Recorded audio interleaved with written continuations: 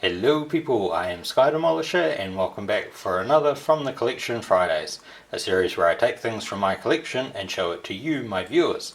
And this week it is my Star Wars The Mandalorian Mission Fleet Razor Crest. So you'll recognise this ship from The Mandalorian before a certain event in The Mandalorian. Now this is, I think, one of the larger ships that they've done in this series. But if you're familiar with it, it's like not too highly articulated figures, basically like 5 points of articulation, little figures, pretty much made for kids. But I actually have to say this thing is really cool. So like you can see the paint decal on this side, very clear. On the far side, worn. There is like, I think it's called carbon scoring around the engine. The engines have like moulded in colour as if they're firing. This thing has so many panels and stuff, really nicely detailed engines. You know, like engine intakes, and the intakes are set to like look different. There is actually a little bit of spin in them, so you can actually turn them. So the turbines in them actually do have a bit of spin, so that's really, really cool. I'll just move this turret across the top, so you can see in there is Din Djarin and Grogu. This Grogu comes with the shifter knob, and it also comes with a little basket thing for him to sit in. Very, very nicely detailed.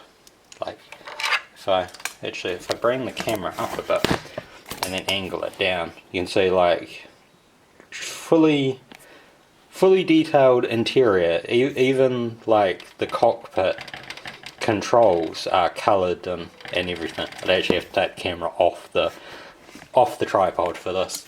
Out of the box, you basically have to like take the figures out, assemble the cannons to the side, the cannon on the top, and this top piece with the engines attached. But really, really nicely detailed cockpit there, nicely detailed figures. This thing has so many panels on it, it's not funny. So if you're into doing like panel lining and stuff to really make them stand out, this would really benefit from it. It also has a number of ramps. So you can see there, if I drop it down a bit, I have already put in the speeder bike Din Djarin that came with the little baby carriage thing, you know, the silver pod. So you can put that kind of speeder bike in there. I assume you could also put in like, I think there's a speeder bike that comes with a scout trooper and a speeder bike that comes with IG-11. So all of them should have a bike, I assume, that will fit into the Razor Crest. Now there's a, actually, before I take the top off, I'll just show you those missiles. So if I bring the camera up a bit, so it's single button, fires off both missiles. Really, really nicely done there. There's a little switch thing down the back here, so you can pull off this top part. Even that is detailed on the underside. And you can see just inside the door there is a weapons rack. So you have to put all of those weapons into their place. There is actually, I don't know how well it will be seen. Bring the camera right down. You can see right down there, there's sort of like the little hole underneath the cockpit piece. Whoops. Yeah, there we go. Trying to get the thing in the right direction to tighten.